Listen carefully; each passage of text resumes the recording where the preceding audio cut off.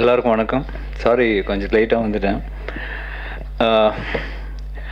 Enemy படம் வந்து ஆக்சுவலாக எனக்கு வந்து சொன்னதே வந்து விஷால் தான். நம்ம புரட்சி தளபதி அவரோட சேர்ந்து 2வது படம். அவர் வந்து ஆக்சுவலாக எனக்கு கால் பண்ணி இந்த மச்சான் ஒரு மாதிரி ஒரு கதை கேட்டேன், நீ கேட்டு பாரு உனக்கு செம்மையாக இருக்கும் அப்படின்னாரு. யார்து மச்சான் கதை அப்படின்னு கேட்டேன். ஆனந்த் சங்கர் கதை. சரி மச்சான் கேட்குறேன் அப்படின்னேன். ஸோ அவர் வந்து கதை சொன்னார். எனக்கு கதை சொன்ன உடனே எனக்கு என்ன ஃபீல் ஆச்சுன்னா, 2 கேரக்டர் அந்த பயங்கரமாக இருக்க 2 கேரக்டர் எப்படி இது எனக்கு இப்போ சப்போஸ் ஆனந்த் சங்கர் சொன்னால் எனக்கு எந்த கேரக்டர் எடுக்கணுன்ற ஒரு கன்ஃபியூஷன் வந்திருக்கும். அந்த அளவுக்கான ஒரு கேரக்டரைசேஷன் பண்ணியிருந்தார். பட் வந்து ரொம்ப ஸ்ட்ராங்கான கேரக்டர். ஸோ விஷால் வந்து என்ன சொன்னார்னா, ஆக்சுவலாக ஆனந்திட்ட இந்த அவனோட கேரக்டர் வந்து இன்னும் பெட்டராக நீ பண்ணணும், இன்னும் நிறைய சீன்ஸ் ஏது, அவனுக்கு பயங்கரமான ஒரு மாஸ் ஏற்றணும், ஒரு பயங்கரமான ஒரு சீன்ஸ் பண்ணணும் அப்படின்னு சொன்னார். ஐ திங்க் அந்த மாதிரி யாருமே சொல்ல மாட்டாங்கன்னு தெரியும். But because it's Vishal, he's நான் என்னோட சீன்ஸும் நல்லா இருக்கணும், பெட்டராக இருக்கணுன்ற ஒரு கான்ஷியஸ் எஃபர்ட் எடுத்து இந்த படத்தில் அவர் பண்ணியிருக்காரு. Thank you brother, thank you Anand. அது சொன்ன மாதிரியே அந்த மாதிரி படத்துலையும் வச்சுருக்காரு. ஸோ பட் இந்த படம் ஆக்சுவலாக பார்த்தீங்கன்னா, இப்போ ஆனந்த் சொன்ன மாதிரி ஆக்ஷன் சீக்வன்சஸ் எல்லாம் வந்து ரொம்ப ஸ்ட்ரெயின் எடுத்து பண்ணியிருப்பார் Vishal. I mean lot of action sequences for him. And especially climax எல்லாம் வந்து 2 பேரும் ஃபைட் பண்ணது இப்போ திரும்ப அது பார்க்கும்போது உண்மையில் அது திரும்ப பண்ண முடியுமான்ற ஒரு டவுட் எங்களுக்குள்ளே வருது. எப்படி மச்சான் இதெல்லாம் பண்ணோம், உண்மையிலே நம்ம பண்ணோமா, இது சப்போஸ் யாராவது ரீமேக் பண்ணுறதா இருந்தால் எப்படி அது பண்ணுவாங்க.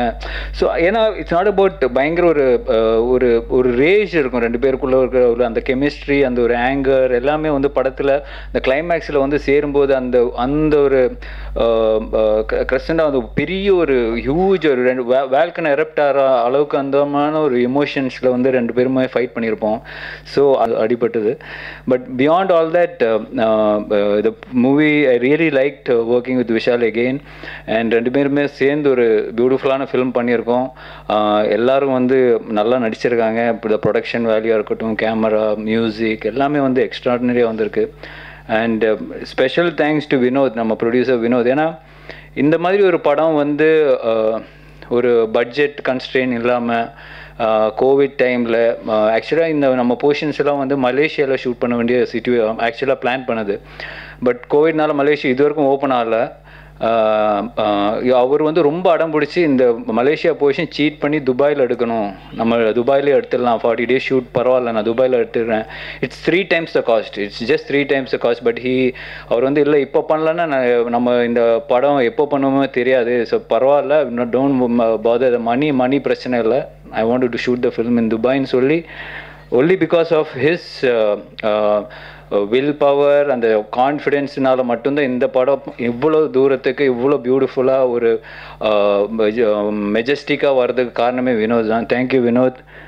உங்களோட பெரிய மனசும் கான்ஃபிடென்ஸும் இந்த படத்தை இவ்வளோ தூரம் வந்திருக்கு.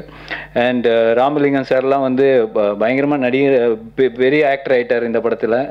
அண்ட் கருணா, ஹாய், கடைசியாக துபாயில் பார்த்தது.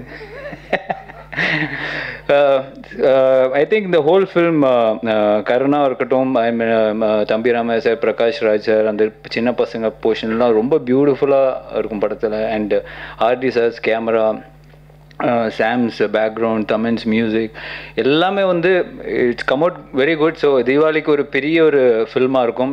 Definitely it be good film to see along with Rajini sir's film. So எல்லோரும் போய் பாருங்கள், சப்போர்ட் பண்ணுங்கள். Thank you so much.